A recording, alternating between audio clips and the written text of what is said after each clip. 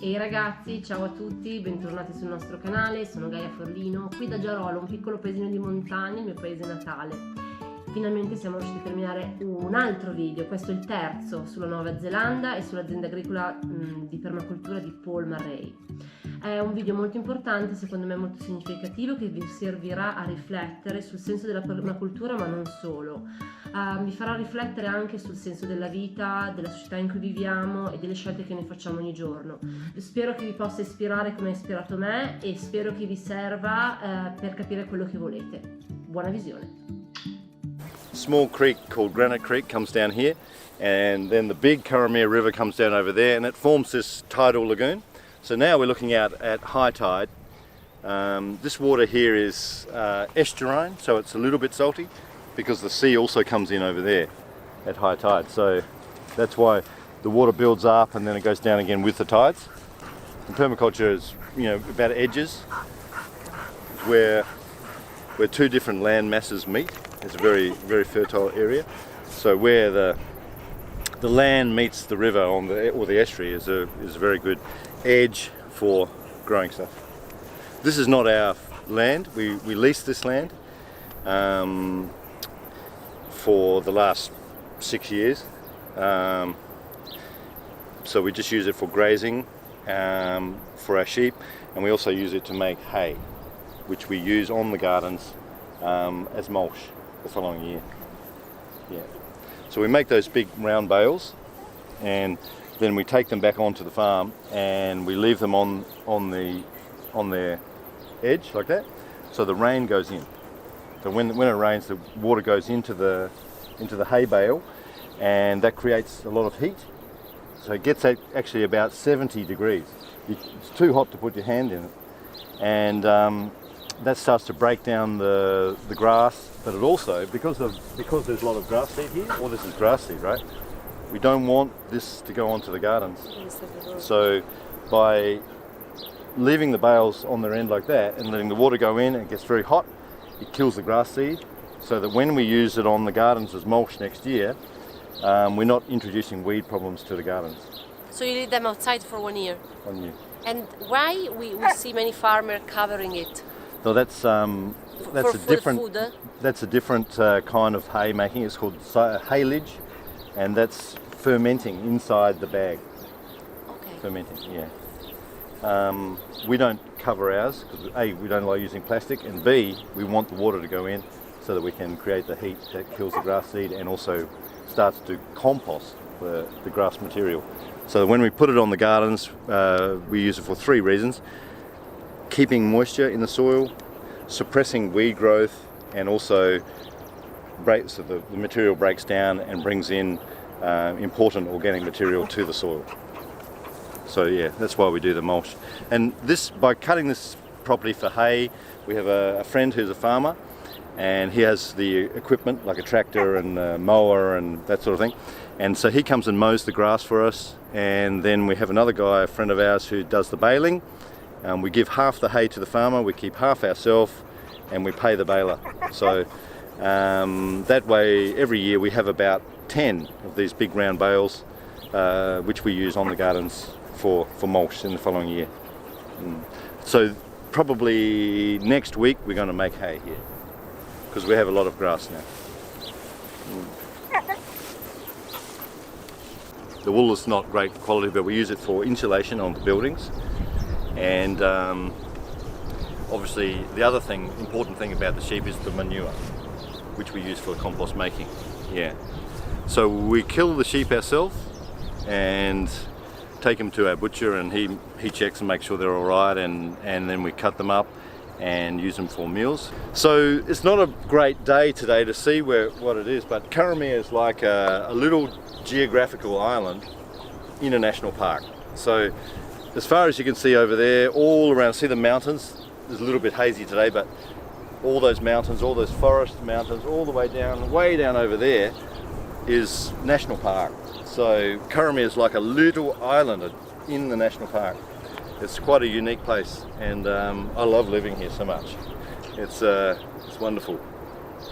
We have a lot of natural resources, lots of sunshine, plenty of rain. We can grow stuff easily. for sustainable living, it's a very good location for being able to live sustainably and try to grow your own food and produce the food here. So by doing that, the food quality is better. We're not importing it from a long way away, and our focus is on growing food for our customers so that the food quality is excellent, the food's fresh, freshly harvested, it's nutritious, enzymatically rich, and there's no carbon cost to it, or minimal carbon cost. We can harvest a salad and have it on the plate in 1 hour, so that our guests are eating freshly harvested, seasonal, nutritious, delicious food. This is the goal, for a reasonable price. Sure. Do you think you will be able to do exactly what you're doing if you were surrounded by farms that are conventional? They use pesticides. That's an interesting word. Conventional. Is that really conventional farming? Isn't what I'm doing conventional farming? Isn't chemical farming non-conventional?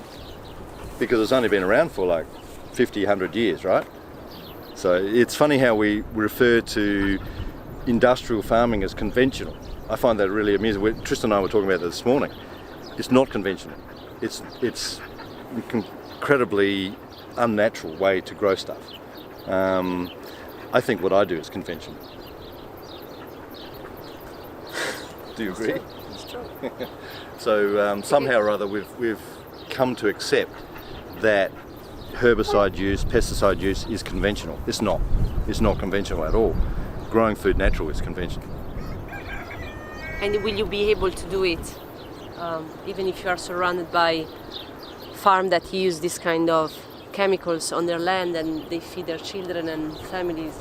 Do you think it will be possible, or it will affect also your way of living? Not only possible, but essential, because we need to show that this is possible. This way of farming is viable, is productive, can be applied, and at the moment we are, for example, we make, let's say, 1,000 meals from our farm. Those meals $40 each. That's $40,000 from half an acre of land, right? Conventional farmers around here are making like $600 an acre. So when I first came here and started to do what I'm doing, everyone thought I was crazy, right? They probably still do, and maybe I am a little bit crazy, but I make $40,000 from half an acre. Suddenly the farmers are taking notice. They think, what? How much?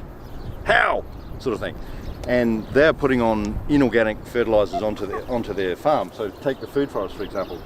That strip of land there is completely fertilized in a natural way, without any money being spent at all. All right. So the farmers around here are complaining about the escalating cost of inorganic fertilizers. So I think that permaculture is viable. I think permaculture is a really essentially a correct way to grow food. I think we have to change the way we're doing things worldwide, because conventional or industrial agriculture is becoming very expensive, and all those networks that enable us to buy, I don't know, a kiwi fruit from Italy, it's crazy. Why don't I buy kiwi fruit from Italy? It's just mad. In Italy we buy lemon from Argentina, right. And I wonder what's wrong with people. So by growing food locally and using it locally, I think this is a much better model, and I'm pursuing it. I'm trying to, through our efforts of what we're doing here, trying to demonstrate that it's possible, and hopefully other people will see what we're doing here and replicate that back in Italy or wherever, Brazil or wherever. I think people like you, I'm very blessed, I believe, because I didn't start many years ago, so I feel blessed, and it will be easier for me. I think you are showing the way. Well, yeah, I'm not a guru. I'm not a. No, but you are showing. It's true. I come here and it's possible, and there is nothing. A lot of people tell me, "Oh, you cannot do this. If you don't use pesticide, then it's not gonna grow. If you don't work the land, you're not gonna produce anything. If you're not pruning in that way, you're not gonna collect any fruits." And then, I think it's possible in a different way. Well, I grew up on a farm, and in Australia, on Kangaroo Island. Now, my father used chemicals on the farm, and he was quite cavalier about it. He had a very he believed that chemical farming was safe and all that, like everybody did at that time. And he would stir the chemicals with his arm. He died at 45 years old. One of the symptoms of his brain tumour was that he could smell sheep dip, or the chemicals that we use on the sheep. There was no sheep dip, but he could smell it. So I don't have any proof, but I think that my father died from exposures to agricultural chemicals. So I've had an aversion to agricultural chemical use on my whole life because my father died at 45 years old as a result of misusing agricultural chemicals. So I've never used chemicals in my life. I'm not interested in it. So I try to work hard to find ways that we can produce food without using chemicals. So I went to agricultural college for a degree in agricultural science. But when I went to Roseworthy College in South Australia, it's the oldest agricultural college in Australia, it was basically a commerce degree. So how to maximise your profit from every square metre of your land. And I finished the degree, but I was very disappointed with that approach because that's how agriculture is taught worldwide. If you go to agriculture college anywhere in the world, it's all about money. So how to make most money from your farm. So while that's important because you have bills to pay, it's still it's not a perpetual focus. It's about making money and not looking after your land. So it's very important to me to look after this land so that if my children want to take it over, it's in good shape. So one of our guests the other day said that we are borrowing this land from our children. It's our responsibility to look after it and return it to them better than we received it. And then it's their responsibility to do the same for their children. So that over the generations, the quality of the land improves, the production of the land improves, and you have a resilient, safe and abundant future. Makes sense to me. It makes sense to me too. Paul, grazie di cuore per aver condiviso con noi tutti i tuoi pensieri e specialmente per avermi fatto visitare la tua azienda. Ragazzi, spero che vi sia piaciuto perché per me è stato un video incredibile e se volete lasciarci qualche commento, scriverci, sarà un piacere per noi rispondervi il prima possibile. Se vi è piaciuto questo video e volete vederne degli altri, iscrivetevi sul nostro canale YouTube. A presto, ciao!